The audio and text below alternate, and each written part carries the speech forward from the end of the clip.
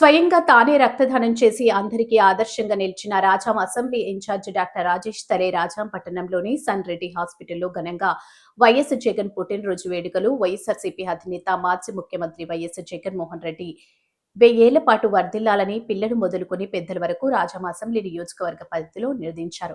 YS Jaganmohan Reddy పుట్టినరోజు ఈ నెల 21న పురస్కరించుకుని రాజాం అసెంబ్లీ నియోజకవర్గ పరిధిలో పలు అనాథాశ్రమాల్లో మరియు హాస్పిటల్లో మెగా రక్తదాన శిబిరం, cake cutting incharge doctor Rajesh ఆధ్వర్యంలో ఈ కార్యక్రమాలు నిర్వహించారు.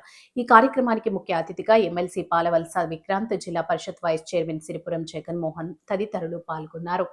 ఈ సందర్భంగా రాజాం అసెంబ్లీ నియోజకవర్గ ఇన్ఛార్జ్ డాక్టర్ రాజేష్ తలే మాట్లాడుతూ తన అభిమాన నాయకుడు వైఎస్ జగన్మోహన్ రెడ్డి పుట్టినరోజును అనాథాశ్రమాల్లో జరుపుకోవడం ఎంతో సంతోషంగా ఉందన్నారు. ముఖ్యమంత్రిగా వైఎస్ జగన్ రాష్ట్ర ప్రజలకు అందించిన సేవలు చరిత్రలో సువర్ణ అక్షరాలతో లిఖించబడతాయని కొనియాడుతూ చేయడం జరిగింది.